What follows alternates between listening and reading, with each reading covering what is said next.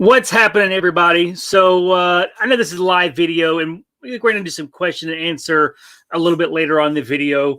But I just want to talk about kind of the premise around what do you do when you get a bad box or a bad pallet? Like, when do you contact the liquidator or the mystery box reseller? Like, when do you do that exactly? So that's what we're going to be talking about today, and then we'll kind of open up to some questions and answers as well. And let me know about the quality. It's a weird time of day to be streaming, and our internet usually this time is kind of hit or miss. So hopefully the quality is good for you guys. So let me know in the chat if you can hear the audio, the video, how we're looking and sounding, so that I can continue. Because if it's a bad feed, then obviously I don't want to get too involved with it. So yes, I think we're live. So yes. So when do you call the liquidator, and what reasons would you call a liquidator for? It seems like every unboxing that we do, that when we introduce a new liquidator, we're going to be getting some emails. We are going to be getting some messages about bad boxes because it's part of liquidation. So I think before you even get involved too much into that, it's like a lot of you guys that watch and are watching the live video, you're watching because you're wanting to learn more about liquidation.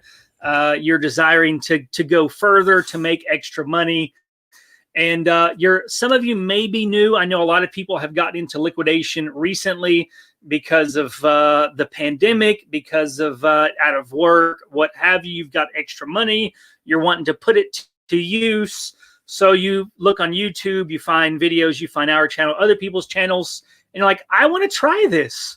And when that happens, when you start buying, there's going to be times where you get bad stuff. It's like when you buy mystery boxes, and we'll talk about mystery boxes. It's a lot of what we've been doing lately, and we always get lots of messages about the mystery boxes. I just want to go over a little bit about mystery boxes before we go into it further. So mystery boxes, this stuff is liquidation, y'all. Like, this stuff, there is no guarantees that it's going to be working. If all of the pieces are going to be there, that you just don't know. It's customer returns. Like, I'd always make sure that when you look at the description on the website, look at the verbiage, see what it says. I think most of them now say that this is a mix between overstock, customer returns, maybe some shelf pulls. Some places have like an estimated percentage that they find is not going to be good. I know Everything Liquidation, I think it's the only website that I've seen that actually shows an estimation on broken items, and it's like 20%. So like, if you buy a box that has 20 items in it from them, then you can expect that at least 4 items are going to be broken. If they're not broken, then that's great, and there may be more, but that's just a percentage. But it's really all about the expectations. Like, what do you expect when buying liquidation? That it's used stuff. It could be return fraud.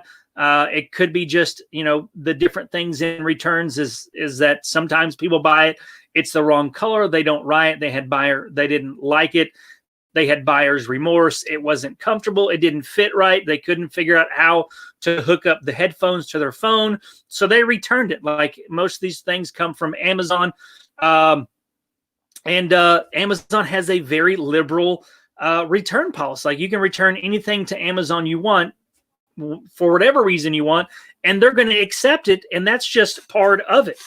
And it's liquidation. Like, there are no guarantees that any of it's going to be working, because it's just how it is. So like, I think as you guys are going into buying this stuff, just know that there's a good chance that none of it's going to be working. Like, all of it could be broken, all of it could be good, but that's it. And it's very hard to give an accurate assessment of a liquidator with one box.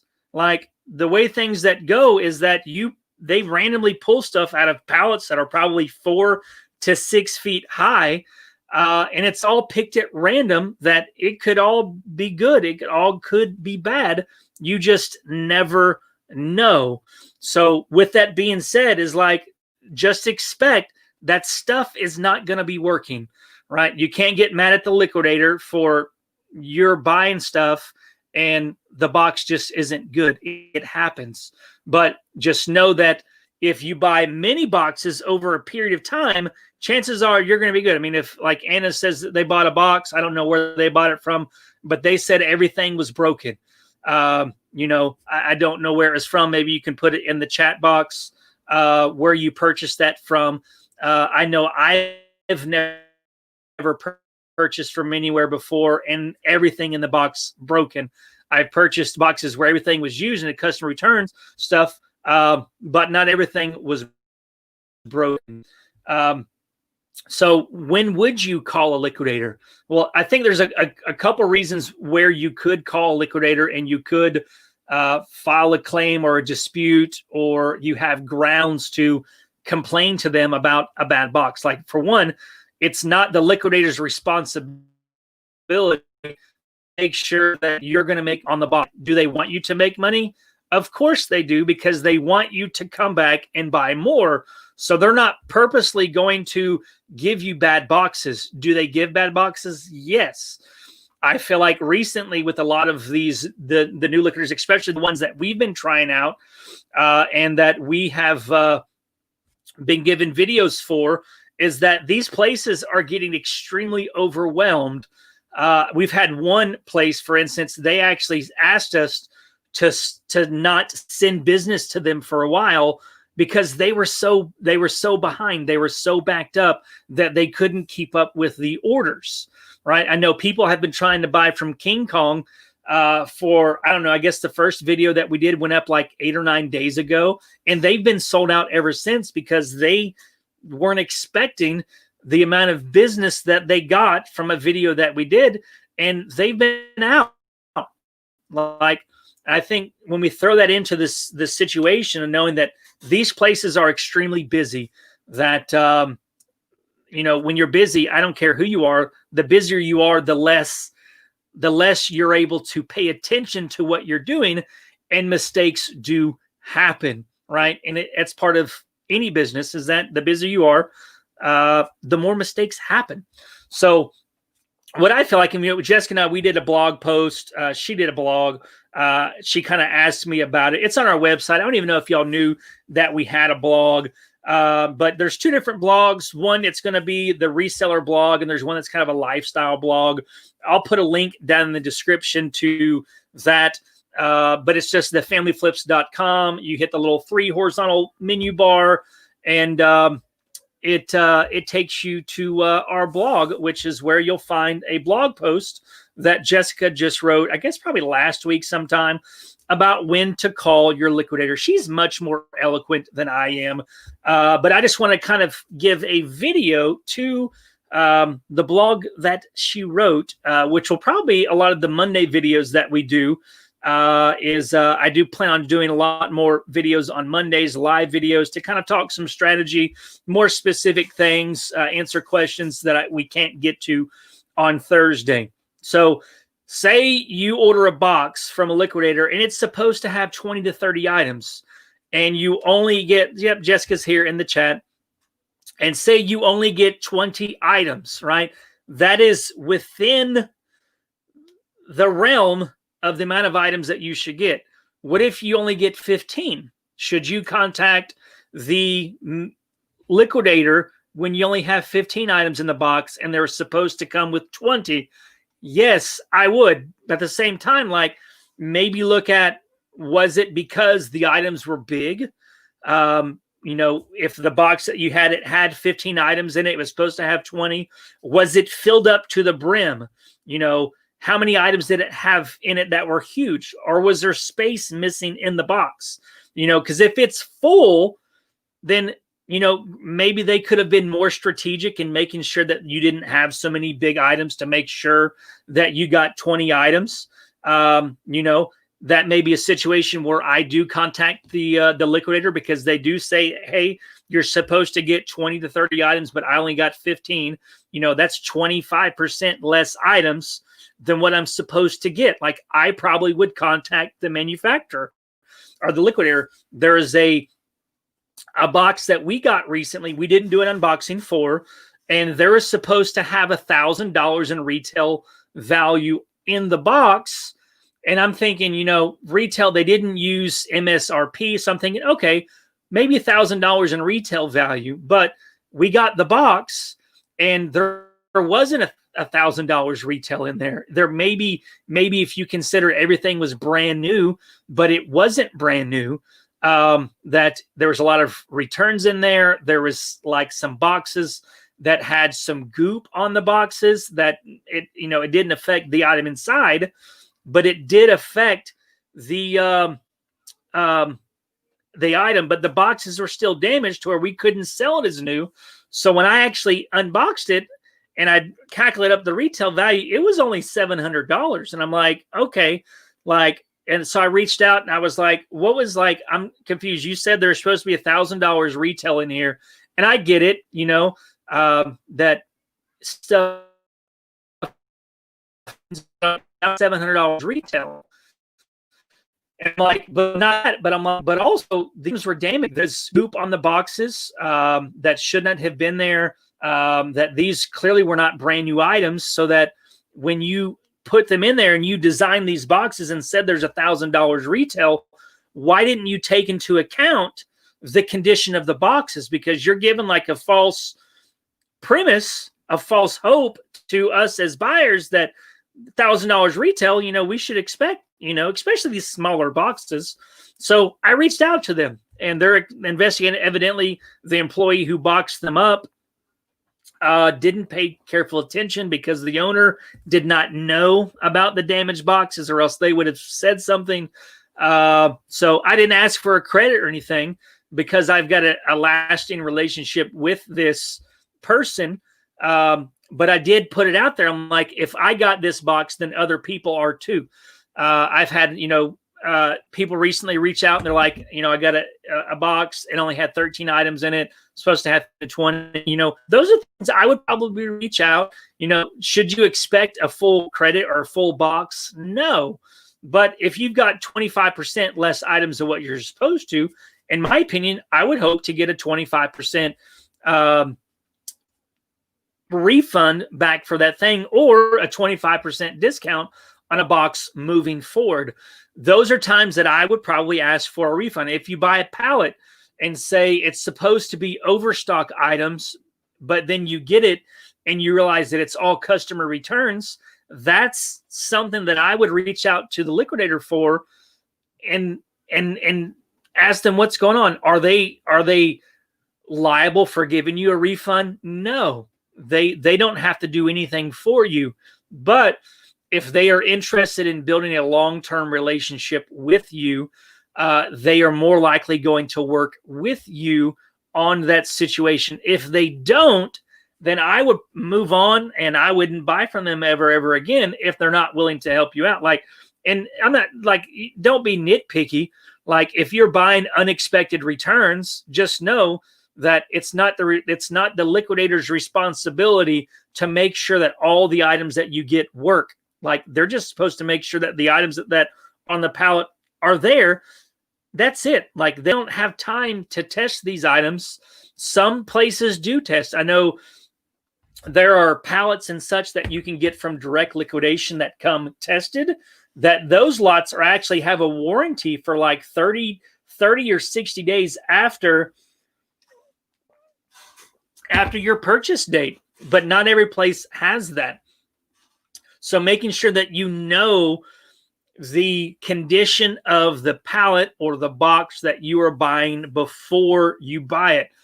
Look on the website, find out what verbiage they use for these types of things. If they sell on website, if you are purchasing a pallet in-house, you actually are physically going to a liquidator and you're buying the pallet, the liquidator is not,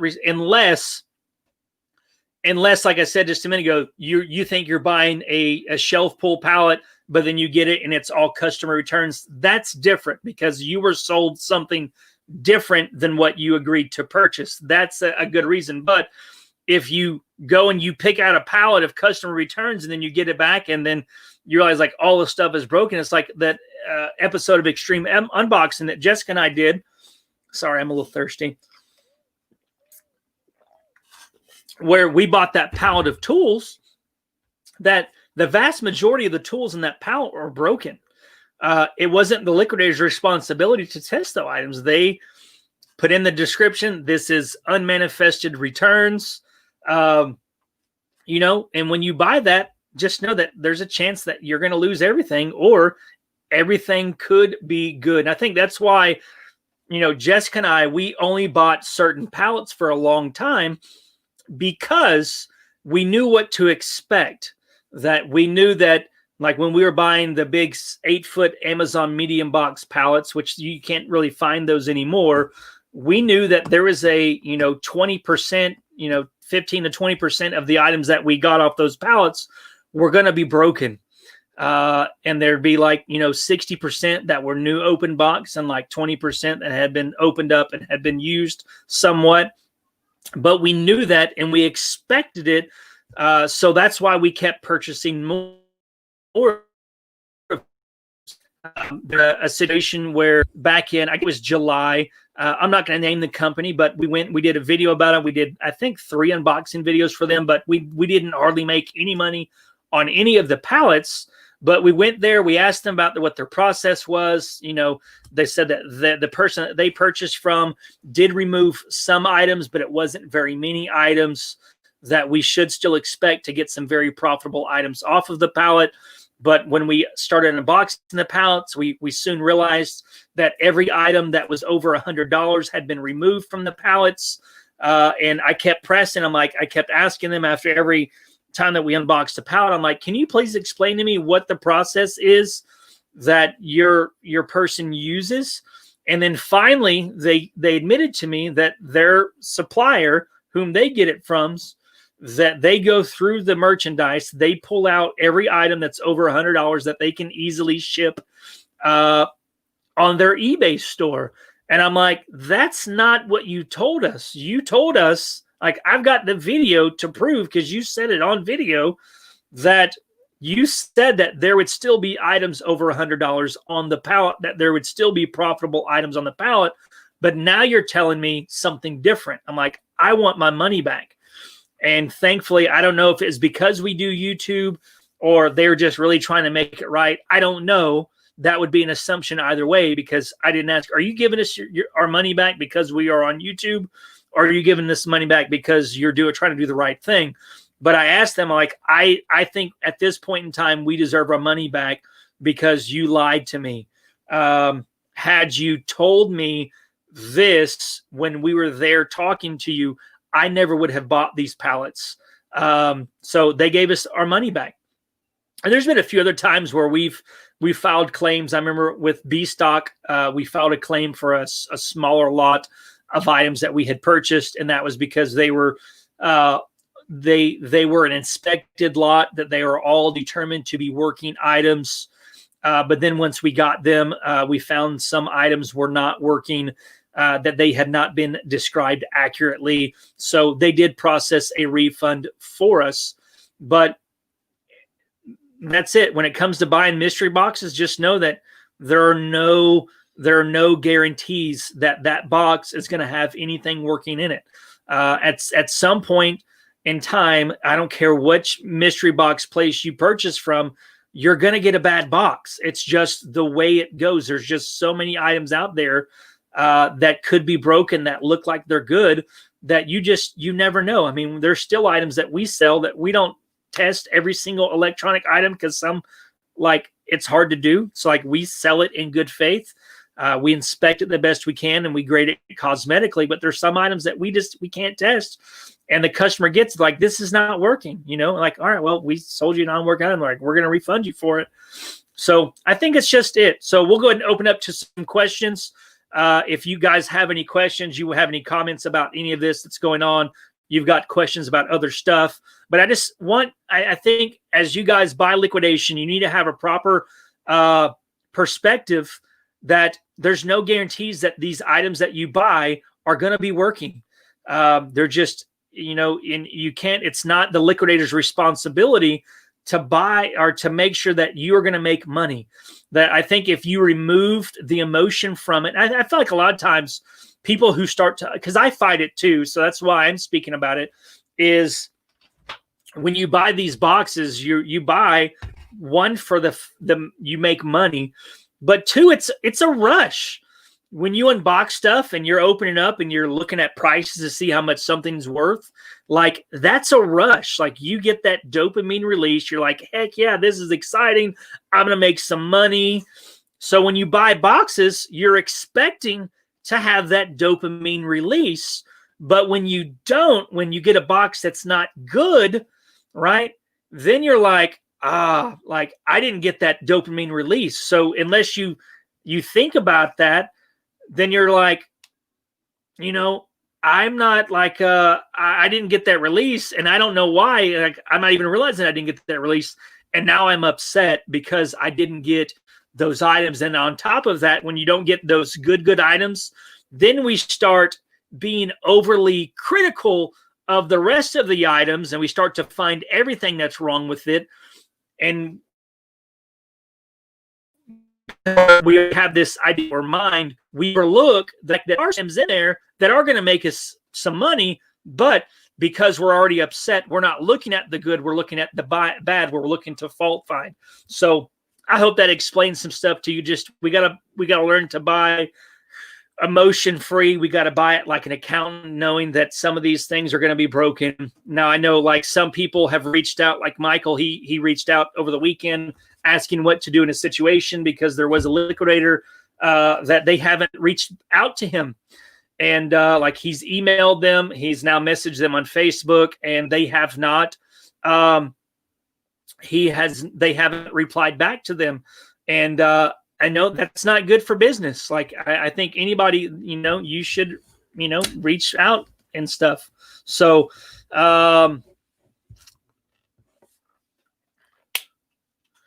Luis Salazar asked, I guess I can put it on the screen too. I forget on here.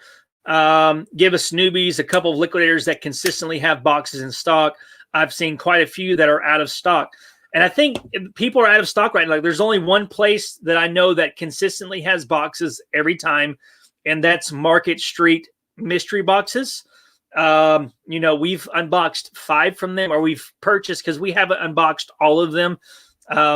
We're changing our overall business strategy up a little bit to where we are not unboxing everything that we get for YouTube, because we're really trying to scale our business. We're trying to list between 300 and 400 items a week now. And because of that, there's no way that we can unbox every single thing that we get because of time purposes. And then I'm like, when am I going to list all this stuff?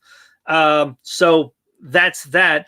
But I know that everything liquidation is out of stock right now. And that's because they went out of stock after the unboxing videos that we did, but they've also going through some reorganizational changes that they kind of shut down boxes for a little while. Now, I don't know for how long. I think they're supposed to be having some in the next week or so, but they step back to be able to move forward to have a more scalable, more consistent product for us. I know that King Kong, they're out of stock. And those prices on boxes, those are just so cheap that you can't help make money on those boxes. I don't know, like we've done very well with the electronics box. I say very well. When you spend $67.50 after the 10% off coupon, and it's hard not to make money on those. The rest of the boxes, I don't know. We've done an automotive box. We did unbox it. We did fairly well with it. We've got a kitchen box that we're going to do an unboxing with TJ in April over at Pallet Jacking. And then there's, I forget, another box from them that we've got to list. So we don't know, but I know they're supposed to be getting some in stock here pretty soon. And then Catching Deals, I know they only do limited amounts of boxes each and every day. I think as a business person, I think it's a good strategy where hopefully okay. Sorry if the internet's laggy. I know Catching Deals, they have a strategy. I don't know if it's purposeful as a business. It definitely makes sense where you only put out a limited supplies each day, a certain amount of boxes each day, and then they sell out like immediately. I think that's like genius, in my opinion. It just shows that they could actually charge more for their boxes than what they're currently charging because the demand is so high for them. So if I don't run Catching Deals. If I did, I would increase prices personally. It's bad for us as individual resellers who buy the boxes to resell, but as a business person, when you're selling out of your stock almost immediately, then that just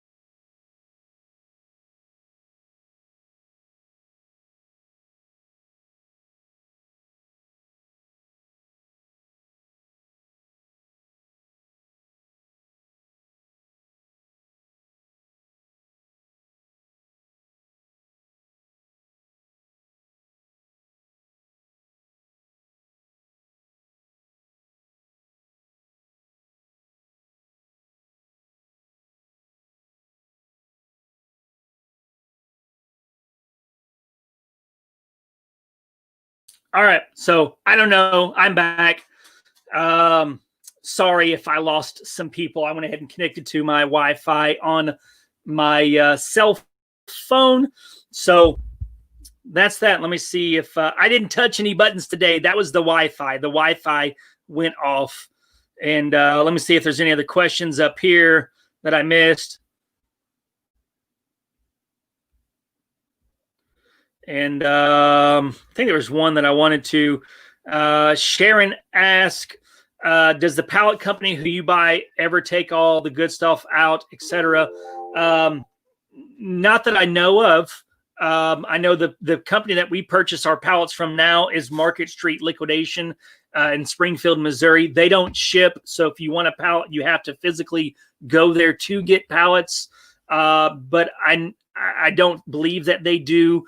I haven't seen the entire process, but I know that it would be very hard for them to be able to do so.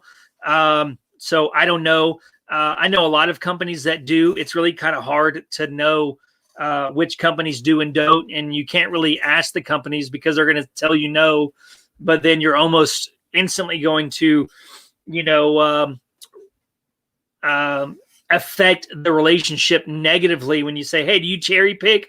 Because that would be offensive to me. I think there's questions you can ask that, about their process of, what type of pallets they get and, whether they sell online. I think stores that sell individual or liquidators that sell individual items, there's always the pull to cherry pick items because you know exactly how much stuff is worth.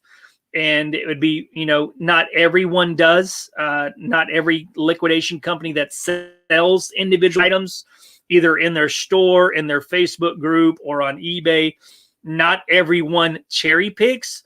But there are some that do it because of the pull. Like when it comes to pallets, like you don't make as much money as you would selling items individually. So there's always going to be that pull, especially for smaller liquidators, to be able to cherry pick those items and sell them. So I know there's some Sunshine asks liquidators on the East Coast of Canada. I know that there are some liquidators up there.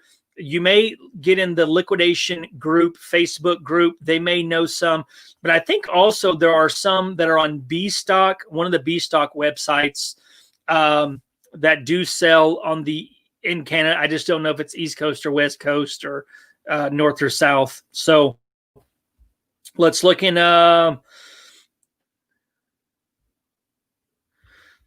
think, Lance, you messaged me earlier. I've been busy with the kids. I didn't get a chance around to ask for it. You got an eBay order for local pickup, and now they want you to ship it. Should I cancel the order and have them repurchase with the shipping option? Do you charge for shipping? I think at this point, if it's a local pickup, I'm trying to think of how eBay would respond to it. If you keep the tracking information and you have the address, if it's communicated through the eBay messages and it shows in the eBay messages that they have requested you now to ship it, and then you do ship it, like you probably have to obviously use pirate ship to ship it because you're not able to print the label from eBay. You might, but I think as long as you had the messages and you then had the shipping label, maybe take a picture of the shipping label showing the tracking information on there with the address that you were sending it to, and then make sure that you send that in the messages in the eBay. I believe that should hold up to eBay, showing that they got the item, because it'll have the delivery confirmation for that tracking number. So I think you would be okay with that.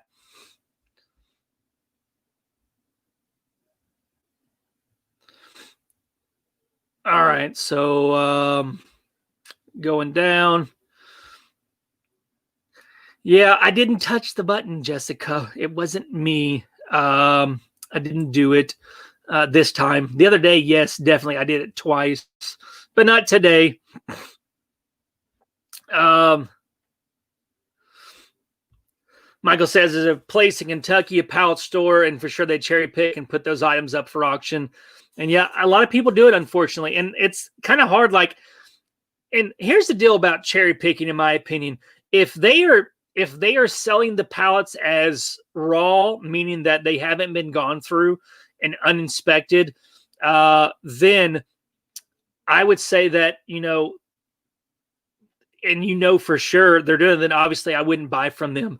But if they're not mentioning those types of things, and then they have an online store, you can almost assume that they are, especially if they're a smaller liquidator, because a lot of these big places, they are way too busy to be cherry picking. Like, they're making their money off of volume.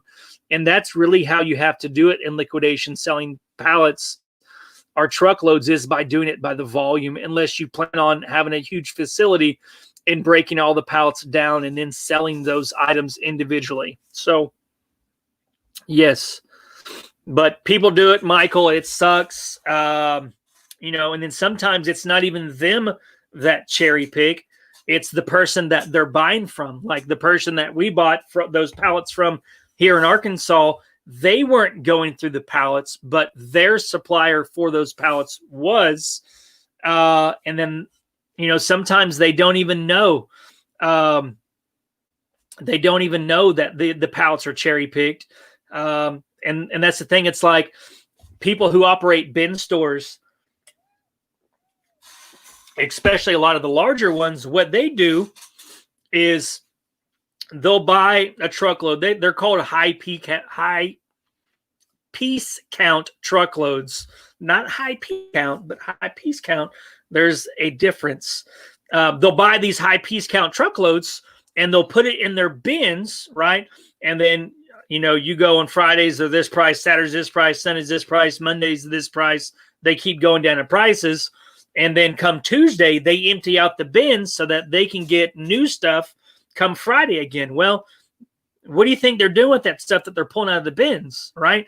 They are boxing up those items. They're putting it back into pallets, making full pallets. They are then reselling those either pallets or by the truckload to somebody else as high piece count pallets or truckload, which they're not really raw, but that's how a lot of the smaller bin stores that don't have as much operating income, they get their items for their bin stores is they're getting it from other places that sold stuff, their bin items individually, and then they packed it up. So it's a crazy world of liquidation. I mean, it's just people in general. People are always looking for ways to circumvent stuff. So it's unfortunate, but it's part of the business. And what's going on eBay addicts. So any other questions from you guys in the chat? And if not, then I'll get off here. But if you have questions, I'd love to sit here and answer them for you. We've been talking about what to do when you should reach out to your supplier, your liquidator that you bought from.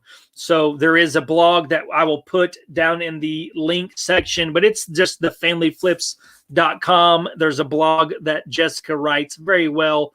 I think she writes pretty good. A lot better than I do. I can't write very well. So yeah, what's going on, Bled, Sweat, and Sell? So yeah. Hello, Glory. I'm not sure if Gloria has a question or if she's just saying my name. So, but if we don't have any other, Gloria asked, do we always do free shipping? I'd say we do free shipping 99% of the time. When we were selling larger items, we did not. We did do some calculated shipping, but for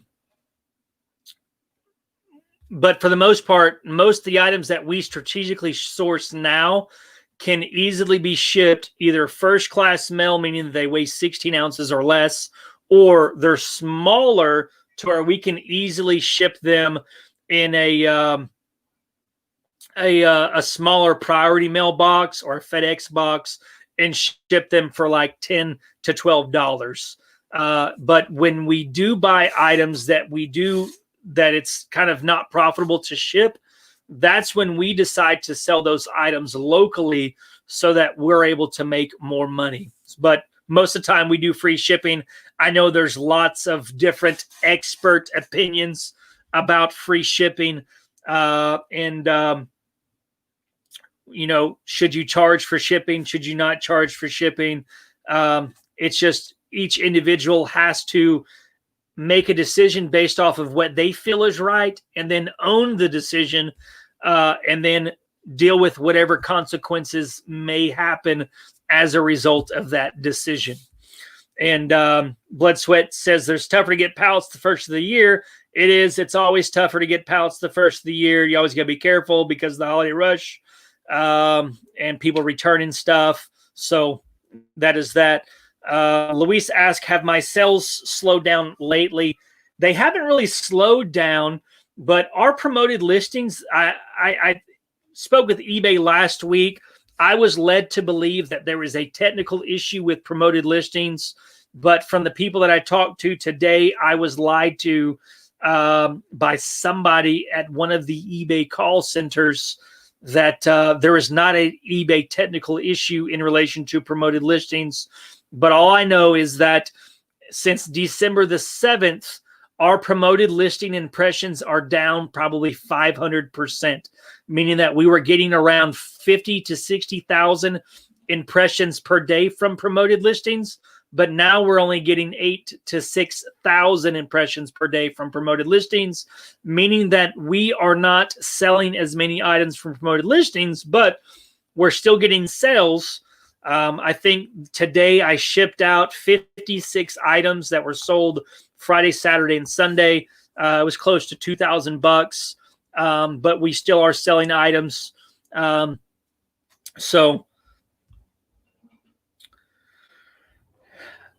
think, Dejay, it really depends on you as an individual. I think, very early on, we probably should have put more money back into the business than what we did, and it really stumped our growth. I think, there are varying different opinions. It could be a percentage. Now, like, we pay ourselves like a salary. So like for us, we can live off of $4,000 a month. For instance, like all of our bills, the way that we live, we can easily make it on $4,000 a month. So that ends up being to like $1,000 a week. So every week I pay ourselves $1,000 out of our business account. Could we use to pay ourselves more? Yes, but I also know that there's money in the business account that if I wanted to give bonuses, then we could do so. So I think it's just it really depends on you. But I mean, I would say that pay yourself something. If you're very new to the business, I would not strip the resources from your business, but also as an individual, I'd want to make sure that you're paying yourself what you're worth. So finding that balance.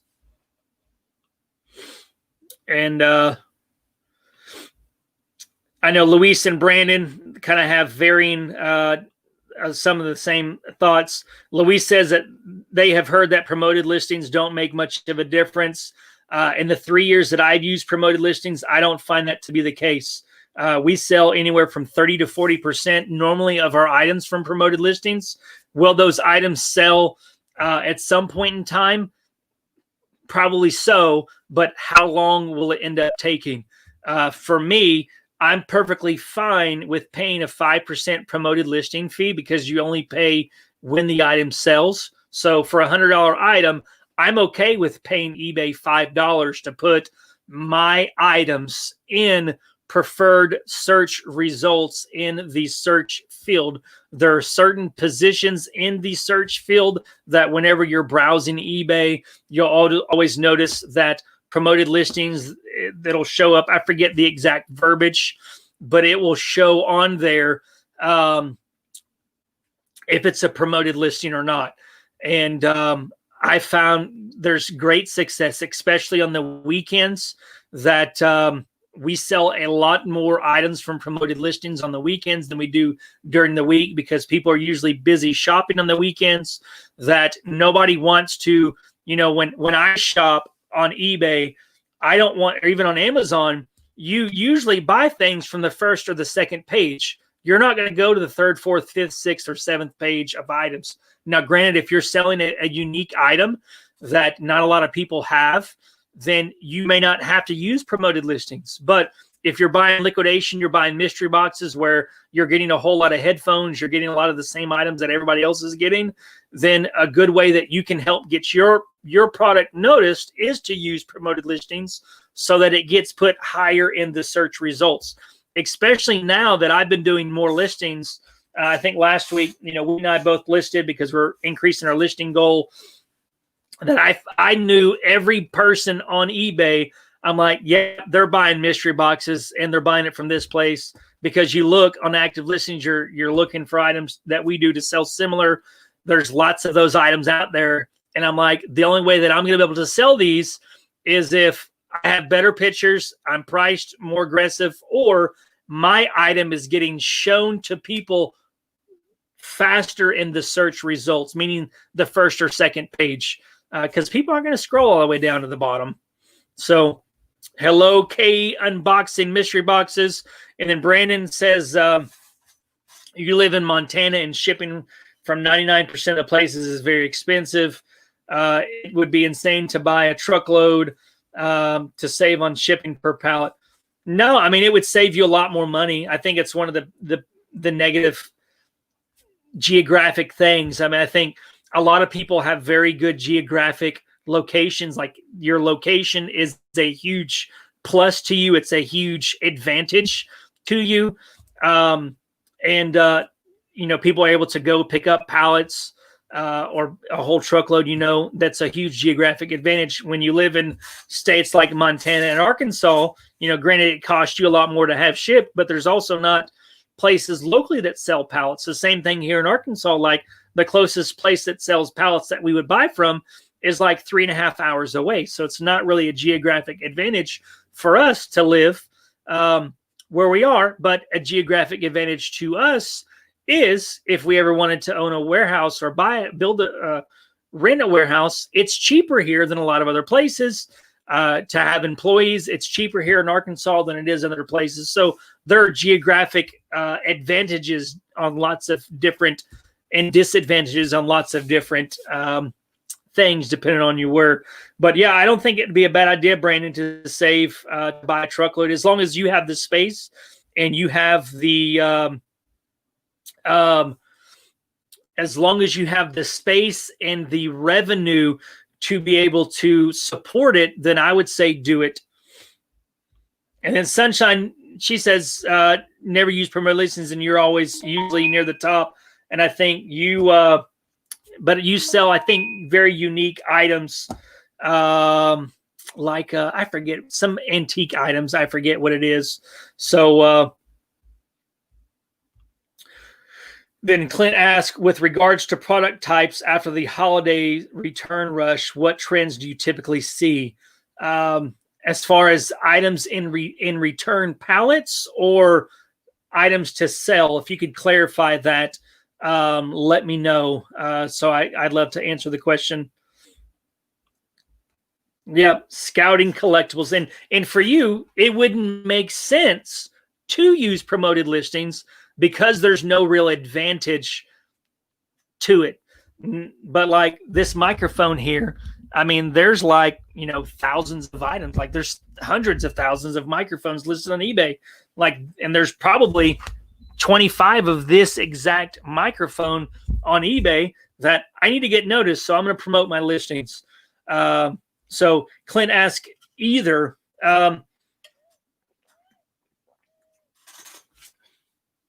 So, I mean, you think items that sell a lot during Christmas time, you're going to see a lot of those items returned. A lot of electronics returns. You have to be careful at the beginning of the year or buying return loads or even pallets is 2020 merchandise.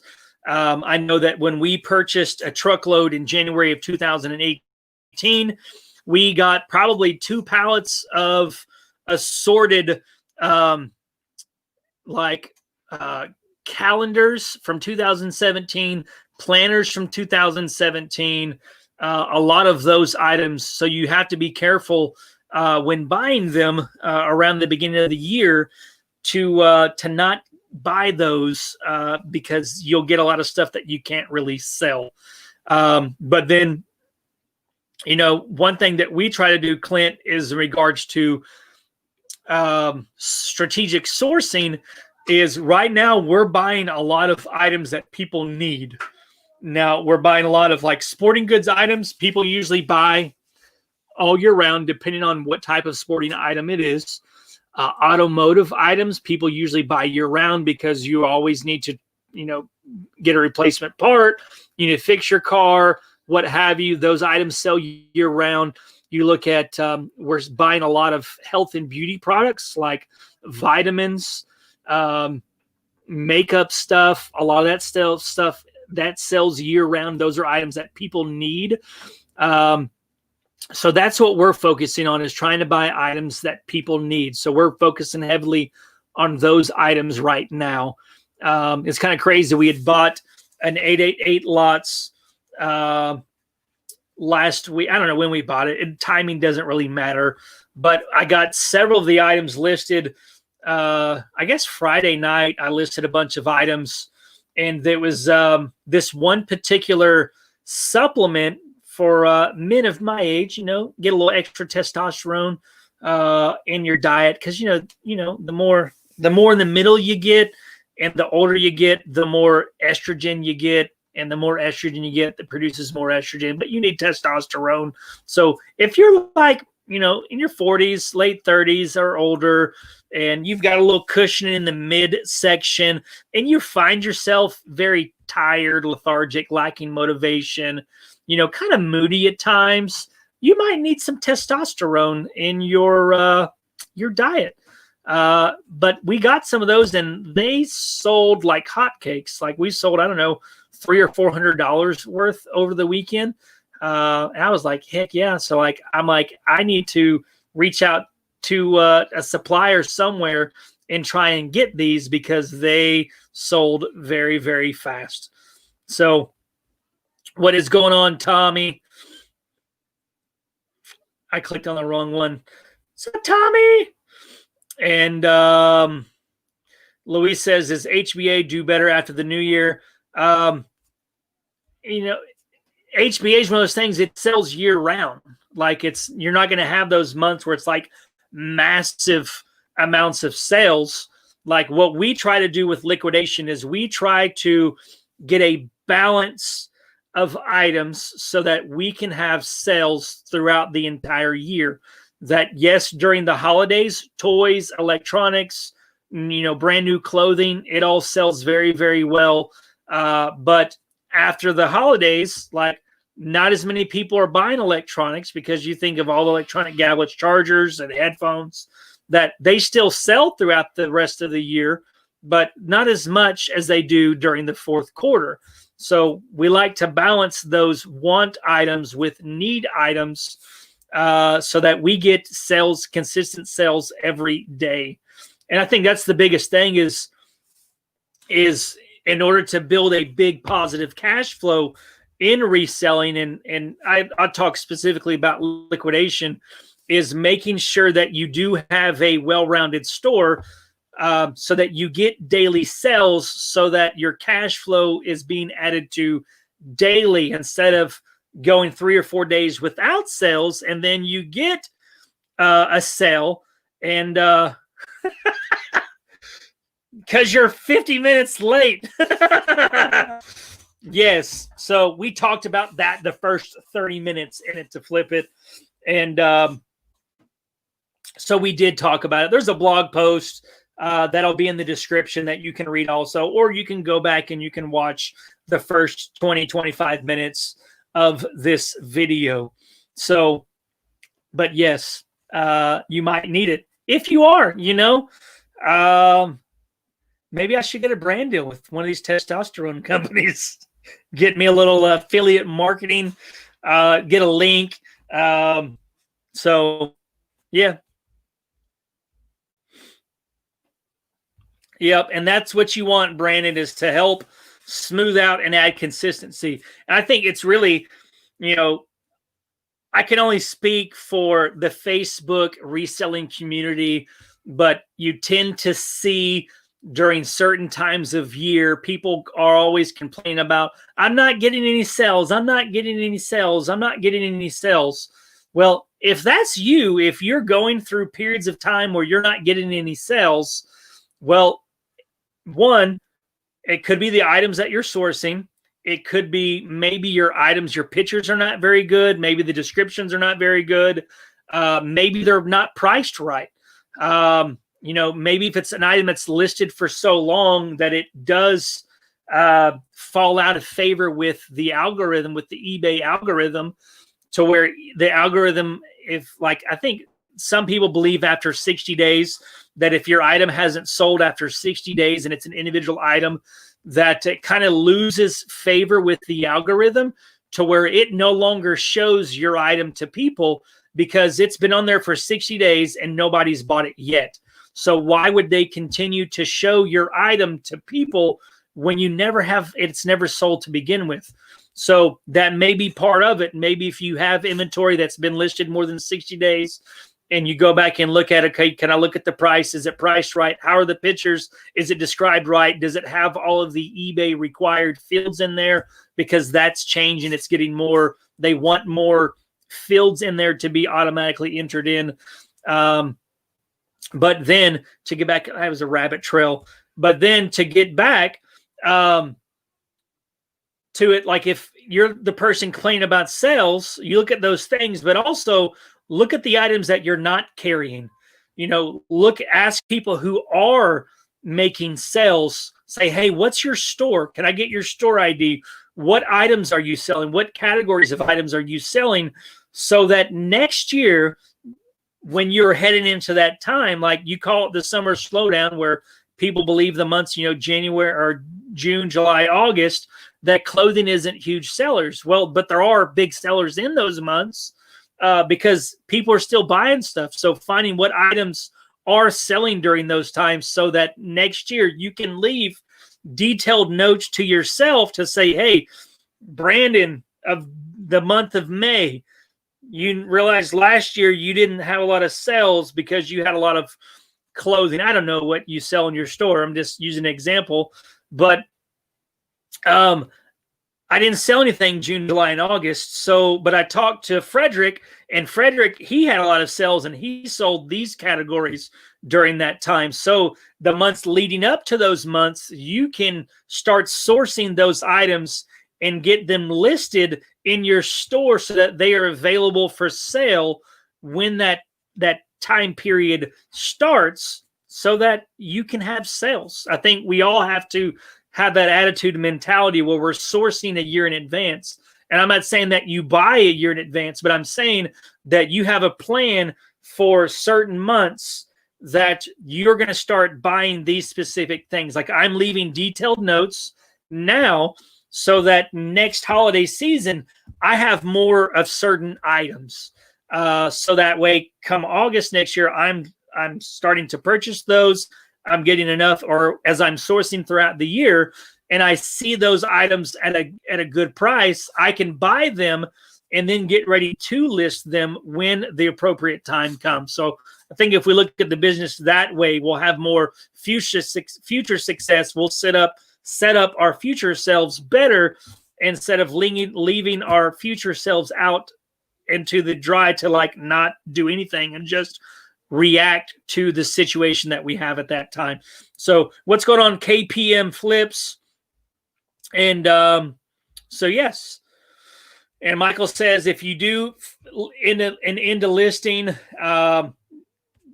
don't click relist, do sell similar. And I would probably leave it unlisted for probably a day or two to be able to do that. A good strategy, if you are looking at maybe you do want to try that out, you've got inventory that you haven't listed or you haven't sold in a while, maybe like around the 25th of the month or a month that you're going to see that you have a lot of listings that you're able to do with eBay before you run over your max. Maybe you have 100 extra that you weren't planning on. Maybe you can end 100 listings on the 25th.